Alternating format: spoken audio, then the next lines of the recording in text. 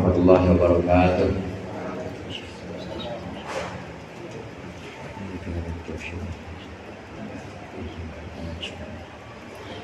Al-Fatihah.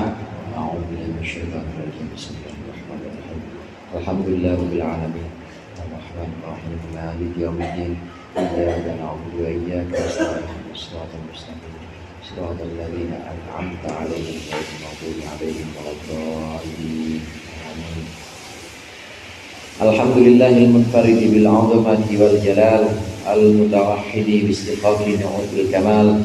Wassalatu wassalamu ala sayyidina Muhammadin al-hadi minad dhalal wa ala alihi wa sahbihi alladhina khalasat lahumul a'mal wa safat minhumul ahwal. Amma ba'du, fa inna ahsanal hadithi kitabullah wa khairul hadi hadi Muhammadin sallallahu alaihi wasallam wa syarrul umuri muhdatsatuha wa kullu muhdatsatin bid'ah wa kullu bid'atin dhalalah.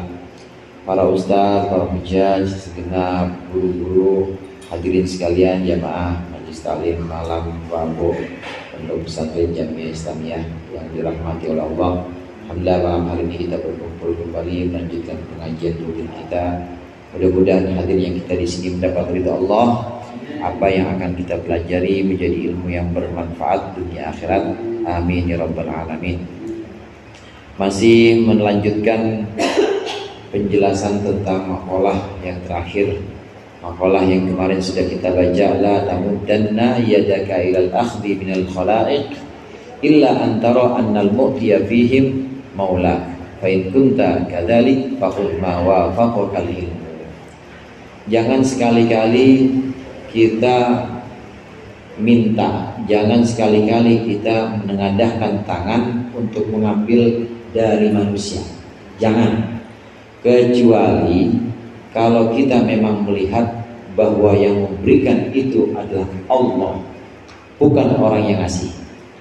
Kalau memang sudah bisa seperti itu, salam tempel kalau Ustaz ya. Kalau wali kelas, salam tempel juga.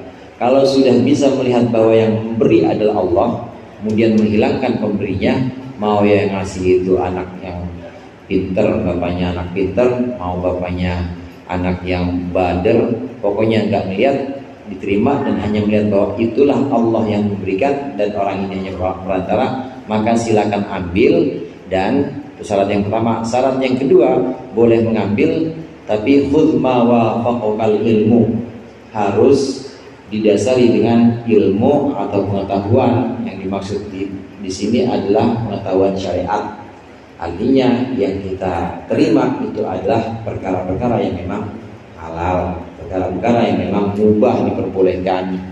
Kalau diberikan, kita tahu diberikan oleh orang, kita tahu itu udah ketahuan yang ngasih kita, pokoknya warungnya isinya mah cuma AO doang. Kalau bukan AO, topi miring. AO itu anggur orang tua.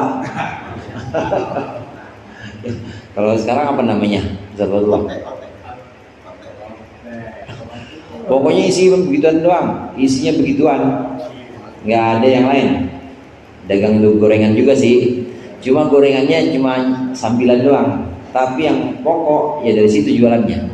Kita tahu kebanyakan dari harta dia, usaha dia itu yang haram. Maka ini yang dimaksud dengan khudh ma wafaqakal ilmu. Jangan terima yang kayak begitu. Yang diterima orang ketahuan itu dapatnya dari yang haram, dikasih sama orang, kita tahu bahwa kerjaannya dia ya kalau nggak malakin orang ya kerjaannya nyopet, udah nggak lain-lain, dah usaha nggak ada. Jangan diterima, yang diterima, karena ini bertentangan dengan syariat. Jadi harus ada pertimbangan juga syariat, mana yang halal, mana yang haram. Itu setelah melalui syarat yang pertama tadi, setelah kita yakin betul bahwa kita melihat bahwa itu Allah yang memberi. Ini satu makom atau satu posisi ubudiyah, posisi kehambaan, di mana seseorang memang ada yang makomnya tajrid, dia sudah tidak bekerja, dia sudah tidak berupaya untuk mencari rizki, tapi rizki yang datang kepada dia melalui perantara manusia. Nah, orang-orang yang sudah pada makom ini, maka dia harus melihat bahwa orang yang mengantarkan itu hanya perantara, dia harus melihat hanya Allah saja. sehingga nggak akan membedakan, orang ini nggak akan membedakan yang datang siapa. Biasanya amplopnya bisa ditekuk apa enggak. Amplop kalau bisa ditekuk tipis saudara, kalau ditekuk balik berarti tebel. Nah itu nggak dibeda-bedain. Iya, ada kalau Ustaz namanya polsek, Ustaz pol-polan seket. Orang lu polsek itu pol-polan seket tuh udah cakep banget dah. Ini nggak beda-bedain siapa yang datang, kayak gimana amplopnya nggak beda-bedain. Kenapa? Karena dia hanya melihat bahwa Allah yang memberikan itu, orang-orang hanya perantara. Nah, melengkapi pembahasan ini, pembahasan tentang makom tajrid ini, ada satu hikayat, ada satu kisah yang dijelaskan oleh Syarih di sini. Qala al-mu'allif rahimahullah wa nafa'ana bihi wa bi ulumihi fid dharain amin. Da'a ba'dun nasi Syaqiqan al-Balkhiyya radhiyallahu anhu wa kana fi tabaqatihi min ashabihi nahwu 50 rajulan. Sebagian manusia mengundang Syaqiq al-Balkhi. Syaqiq al-Balkhi ini seorang ulama sufi radhiyallahu anhu. Wa kana fi tabaqatihi min ashabihi nahwu 50 rajulan. Dan saat itu ada di antara kelompoknya beberapa orang sahabat Syaqiq al-Balkhi. Nahwu 50, ada sekitar 50 orang rajulan. Fawadu'an rajulu, maka seorang laki-laki meletakkan, fawadu'a maka meletakkan siapa rajul seorang laki-laki, ta'aman wasi'an, makanan yang luas, maksudnya hidangan apa ya ada prasmanan, wanfaqon nafaqatan katsiratan, dan rajul menginfakkan pemberian yang banyak. Falamma qa'adu, maka ketika duduk 50 rajulan, ketika 50 orang murid atau teman-temannya Syaqiq ini duduk, qala maka berkata lahum kepada 50, lahum kepada 50 itu siapa? Syaqiqun, Syaqiq al-Balkhi.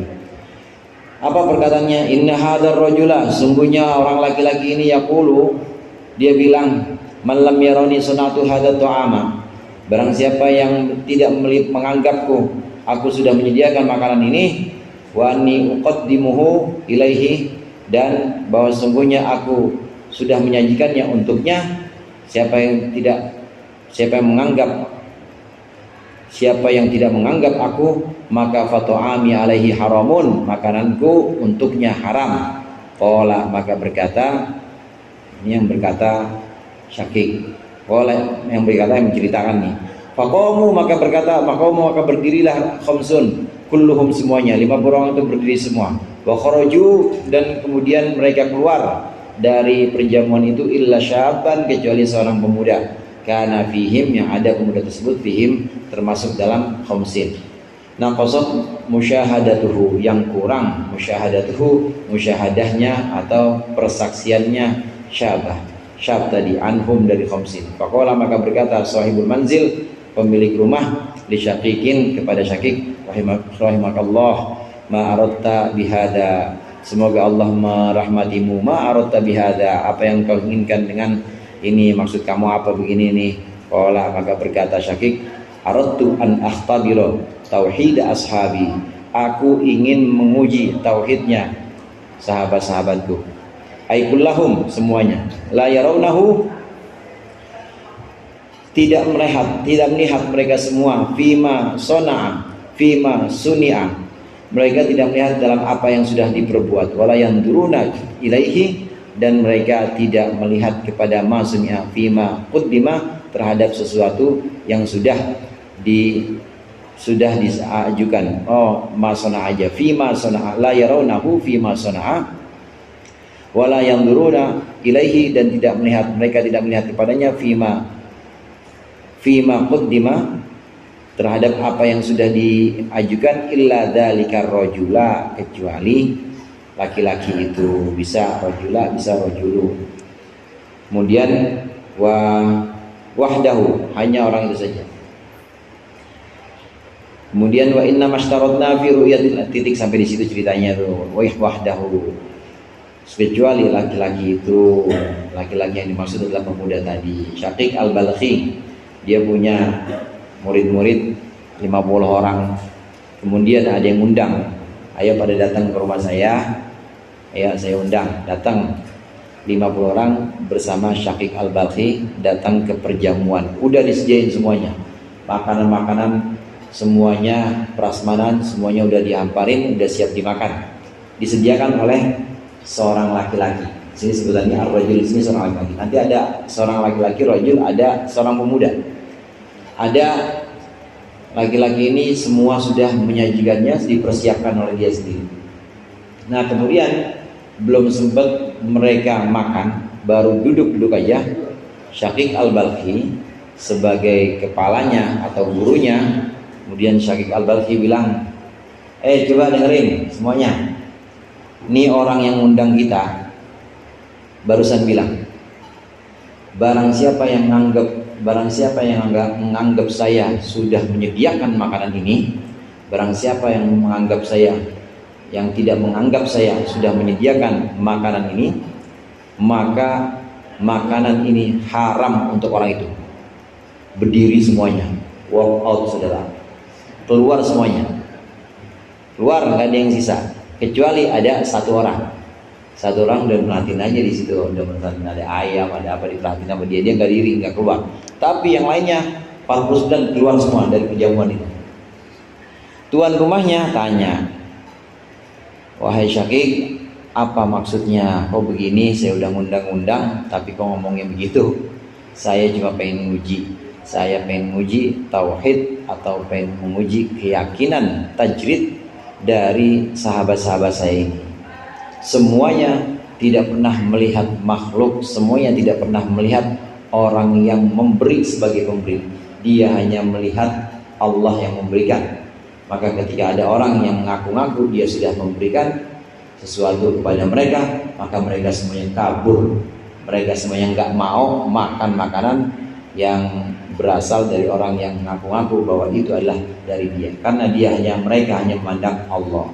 Semuanya kabur kecuali orang ini nih satu nih, katanya ada satu orang kecuali orang ini, pemuda ini, dia tetap di sini karena dia musyahadahnya atau penyaksiannya pada Allah ini masih kurang.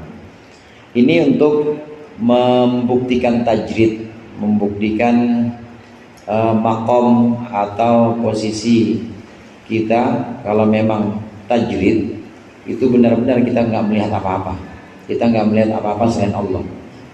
Kalaupun memang ada rezeki yang diantarkan, rezeki yang tiba-tiba datang kepada kita, maka kita tidak pernah melihat siapa yang mengantarkan itu. Terima kasih, tetap terima kasih, tetap, karena sengaja memang Allah buat seperti ini dunia. Ada yang memberi, ada yang menerima, ada yang kaya, ada yang miskin, ada guru, ada murid. Ini sengaja supaya ada hubungan saling menyayangi.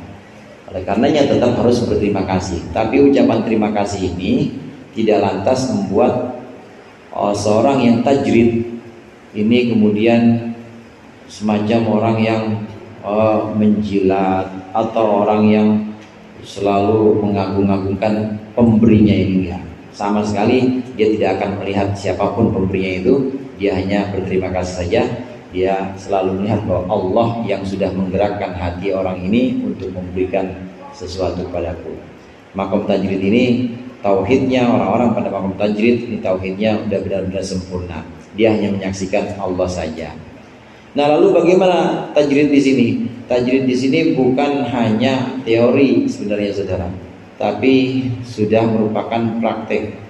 Karenanya di sini wa inna masytarutna fi ru'yatil ata, dan kami hanya mensyaratkan fi ru'yatil ata'i dalam melihat pemberian minallahi ta'ala, dari Allah Ta'ala saja. Kami mensyaratkan ayyakuna halan wa dzauqan, ayyakuna halan wa dzauqan. Hendaklah pemberian itu, hendaklah tajrid itu, hendaklah tajrid itu halan wa dzauqan, menjadi hal, menjadi keadaan, wa dzauqan, dan juga menjadi rasa. Lianna dzalika huwa laiqu bihalil mutajarridi, karena sungguhnya itulah yang paling layak, yang layak bihalil mutajarridi, untuk keadaannya orang yang tajrid. Kama dzakarnahu, sebagaimana kami jelaskan tadi. Syaratnya seorang dalam makom tajrid ini, dia melihat Allah, hanya Allah saja yang melihat, yang dia lihat. Dia tidak pernah melihat siapa pemberinya, dia hanya melihat bahwa Allah yang memberi hakikatnya. Ini syaratnya ya bukan cuma teori, bukan cuma ucapan-ucapan belaka, tapi benar-benar halan wa dzauqan. Halan itu kondisi rohani kita, bahwa kita menganggap bahwa yang memberikan itu Allah dan orang ini hanya perantara. Kan teorinya begitu. Dzauqan rasa. Jadi benar-benar sudah ada rasa, benar-benar sudah menjadi satu keadaan batin kita bahwa kita hanya bergantung kepada Allah, kita nggak bergantung kepada orang yang memberi ini. Sudah jadi rasa, sudah jadi semacam karakter kita. Ini halan wa dzauqan. Karenanya ahwal ini jamannya hal. Ahwal ini kadang datang pergi. Kalau sudah mantap, udah jadi karakter, maka jadi namanya makom.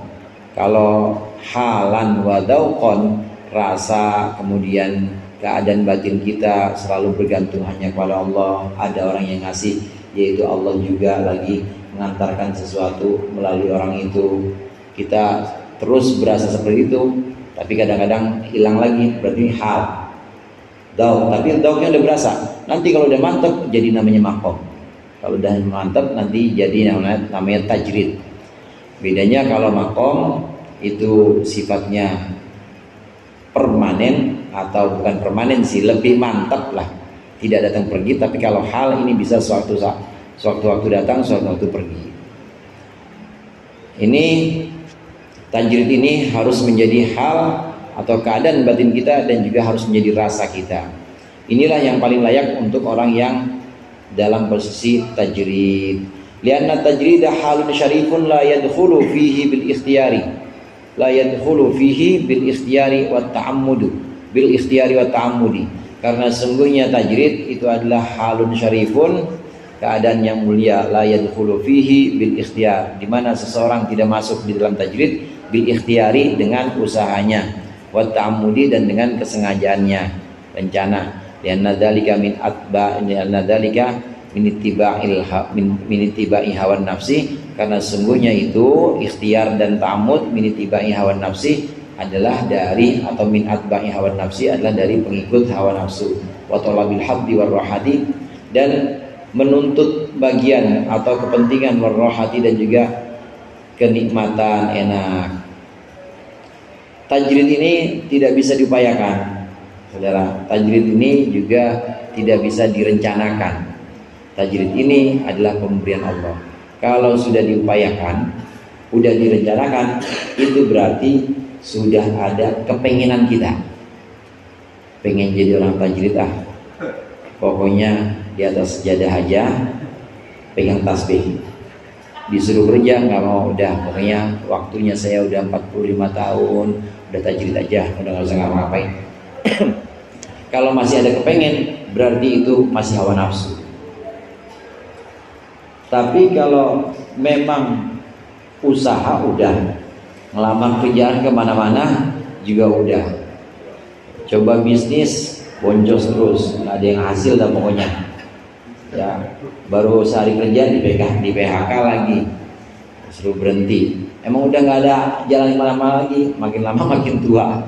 Ya umur udah 50, udah benar-benar nggak bisa kerja apa-apa.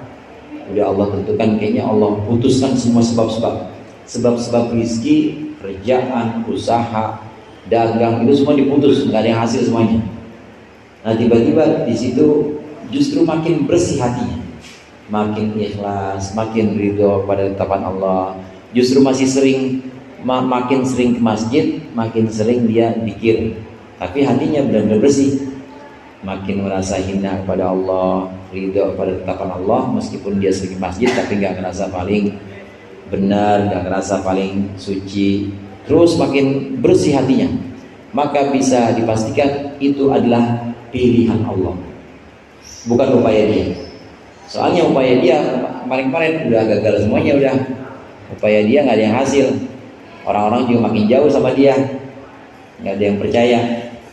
Kemudian dia hanya melabuhkan, hanya menjadikan Allah saja sebagai tempat mengadu, makin bersih hatinya, maka insya Allah itu tajrid, upaya Allah. Itu adalah upaya Allah atau rencana Allah. bukan rencananya sendiri. Kalau rencananya sendiri tidak bisa karena tajuk tidak bisa direncanakan, maka tidak boleh dengan perencanaan diri sendiri. Kalau perencanaan diri sendiri berarti itu hawa nafsu, dan biasanya masih ada kepentingan, saudara, masih ada hadun nafsi. Allah yarham Gus Dur, Ki Abdurrahman Wahid.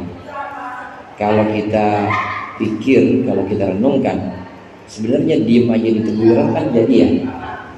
Diem aja di teguran udah ngajar tajrid itu udah ngajar. Jangankan wali santri, ya gubernur Jawa Timur pada datang, presiden pada datang pasti. Dan itu kan nggak sembarangan, buat bangun pondok pasti dananya nggak kecil kalau udah pejabat datang ke situ. Andaikan Gus Dur ngurus pondok aja di Buirang, itu bisa, dan itu pasti yang beliau mau bangun pondok atau menyendiri, lebih senang bersama Allah, nggak bersama makhluk, nggak dengan urusan politik, itu pasti bisa. Tapi beliau nggak mau, karena kalau udah beliau yang merencanakan itu, berarti itu udah ikhtiar tadi, udah usahanya beliau. Kalau sudah usahanya beliau, udah ta'amud, udah sengaja dengan sengaja diam di pondok, itu berarti sudah upaya dia, sudah ada hadun nafsi. Pengen apa? Pengen dihormatin sama orang-orang, pengen diberikan banyak sumbangan buat pondoknya. Tapi beliau tidak memilih itu. Apa kemudian terserah Allah? Allah pilihkan apa? Ternyata Allah pilihkan jadi presiden. Waktu jadi presiden justru dicaci maki, saudara. Caci maki. Enakan mana sudah dicaci maki sama di pondok di inian, di Teguiran. Orang pada minta doa. Enakan di mana kalau sahabat tua milih jadi presiden dicaci maki, apa milih di Teguiran aja ngurus pondok? Kalau satu Teguiran aja.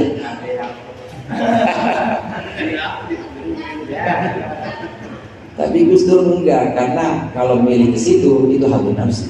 Tapi beliau tetap Allah pilihkan untuk megang Indonesia, untuk jadi pemimpin, di mana sama aja di situ pun adalah khidmah atau pengabdian kepada Allah juga, semuanya khidmah.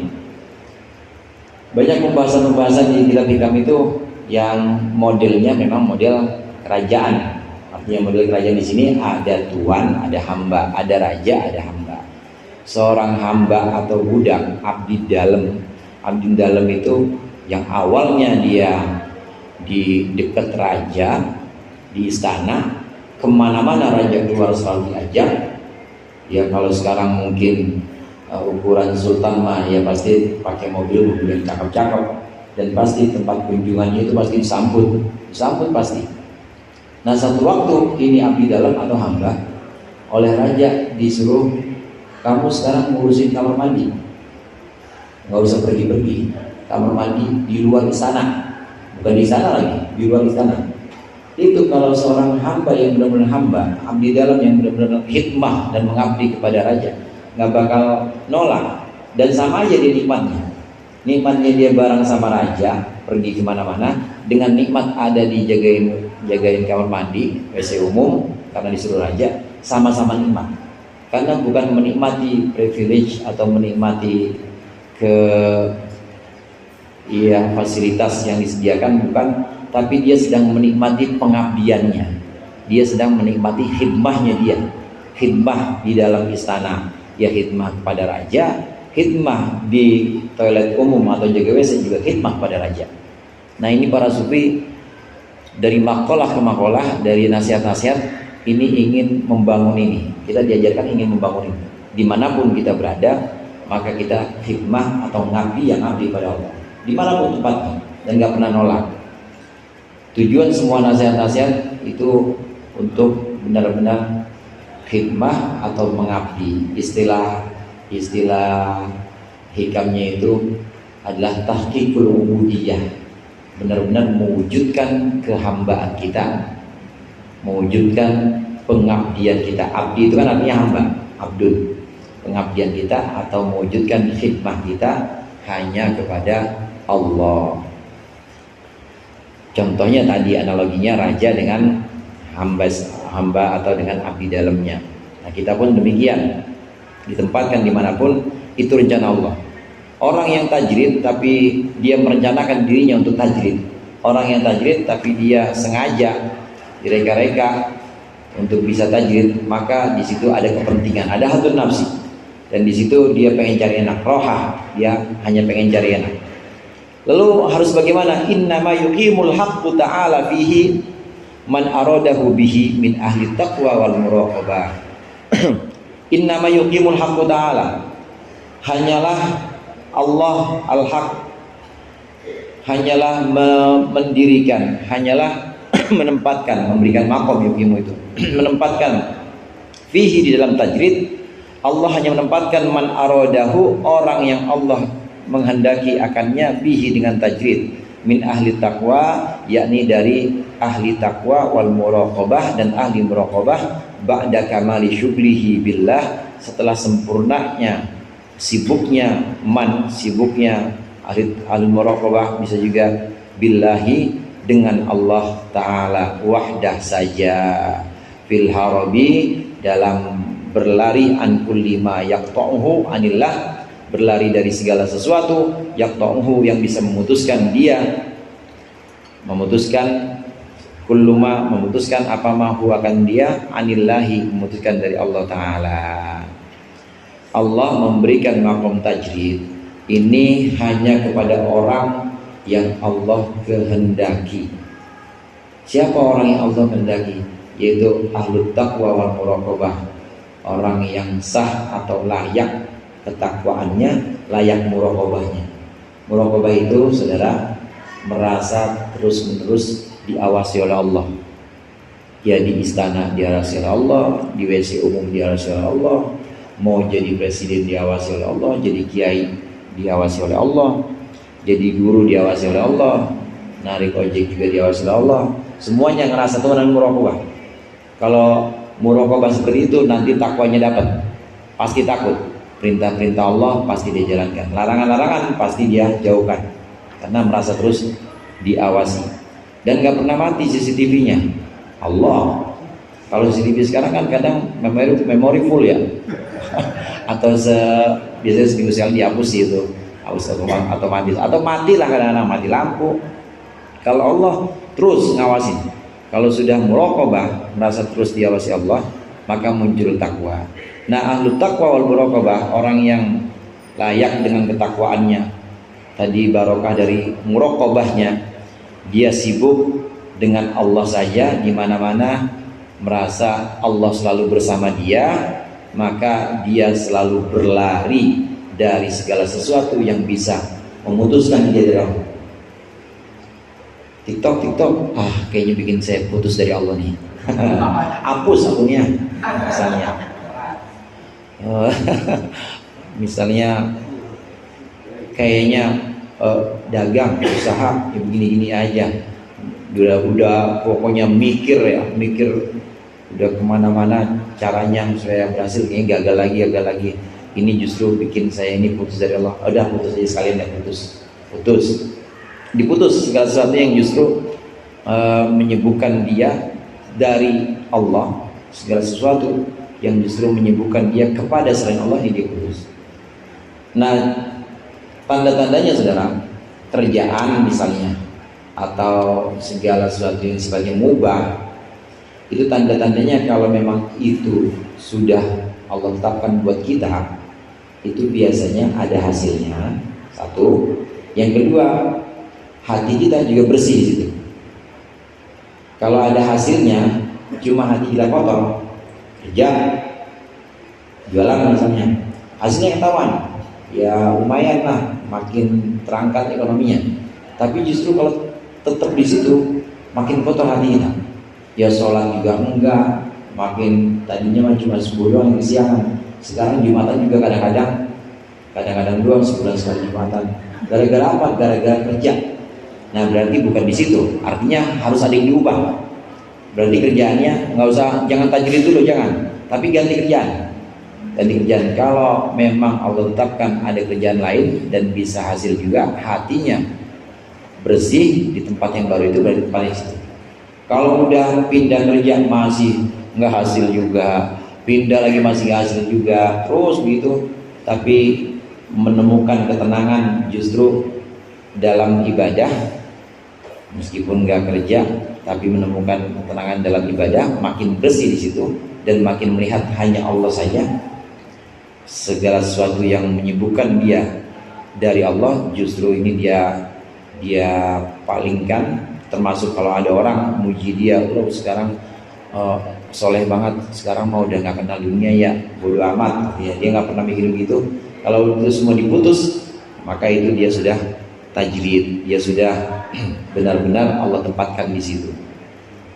Fahina idin yaslubuhul haqqu min tadbirihi wa ikhtiyarihi. Maka ketika itu, pada saat demikian, pada saat selalu muraqabah, takwa, sibuk hanya dengan Allah saja, memutuskan segala sesuatu yang kira-kira memalingkan dia dari Allah. Kalau sudah seperti itu, yaslubuhul haqqu min tadbirihi, maka Allah al-haq ini akan mencabut orang itu min tadbirihi, dari tadbir atau dari upayanya orang, wa ikhtiyarihi, dan dari yang usahanya orang, wa yugashifuhu, dan Allah akan menyingkapkan akan orang tersebut biwahdaniyatihi, dengan keesaan Allah, fi iradihi, dalam kehendak Allah, iradah dalam apa yang dikehendaki Allah, wa yakunu tarkuhu lil asbab bihukmil waqti, dan ada tarkuhu lil asbab, tinggalnya orang tersebut lil asbabi, kepada sabab-sabab, bihukmil waqti, ini dengan hukum waktu. Maksudnya hukum waktu itu ntar, hukum waktu itu maksudnya emang udah waktunya. Bihukmil waqti, karena sebab sudah waktunya. Wa isyaratil hali, dan isyarat keadaan pada waktu itu, atau isyarat hati, hal itu keadaan hati. Sudah berlari dari segala sesuatu selain Allah, memutuskan segala sesuatu yang bisa menyembuhkan dia dari Allah, menyembuhkan dia jauh dari Allah. Semuanya sudah diputus, senantiasa diawasi oleh Allah. Kalau sudah seperti ini, maka itu berarti Allah sudah mencabut tadbir dan ikhtiarnya. Apa itu tadbir? Tadbir itu ngurusin sesuatu yang sebenarnya Allah yang sudah ngurusin, itu namanya tadbir. Kalau planning, merencanakan sesuatu, rencana A, rencana B, itu masih boleh. Tadbir di sini yang harus ditinggalkan. Ini mulai dari perencanaan, ini sudah dia tinggalkan. Nah, kalaupun dia sudah merencanakan, dia tidak pernah ambisi untuk berhasil. Bedanya dengan orang asbab, kalau orang asbab ini pasti pengennya berhasil terus. Tapi kalau orang tajrid, dia masih bisa mengupayakan, tadi saya sebutkan tadbir, masih bisa dia rencanakan, rencana A, rencana B. Tapi setelah itu dia nggak harus memastikan bahwa itu hasil. Semuanya diserahkan kepada Allah. Kalau memang udah nggak berhasil semuanya, udah dia nggak usaha apa-apa, hanya Allah yang mengusahakan dan Allah yang mengupayakan. Sampai di sini maka sudah Allah berikan kepada dia keesaan atau wahdaniyahnya Allah, bahwa Allah yang mengatur semuanya. Makannya dia, rizkinya dia, buat keluarga atau buat anak-anaknya dia, udah Allah yang atur. Buat orang-orang yang dia tanggung, meskipun bukan keluarga tapi dia masih punya tanggungan, misalnya santri atau yayasan, semuanya udah ditanggung sama Allah, dan dia sama sekali tidak ngurusin itu, Allah yang ngurus.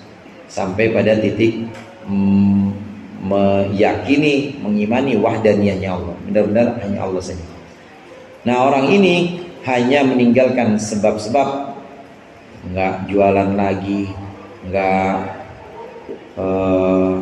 usaha lagi, dia nggak kerja lagi, dia meninggalkan sebab-sebab ini, memang sudah waktunya. Dan isyaratul hal, artinya keadaan batinnya, kondisi hatinya memang sudah baik. Kondisi hatinya dengan tidak bekerja itu justru makin jernih bersama Allah. Itu artinya sudah tepat dan waktunya memang sudah datang tajrid untuk dia. dia.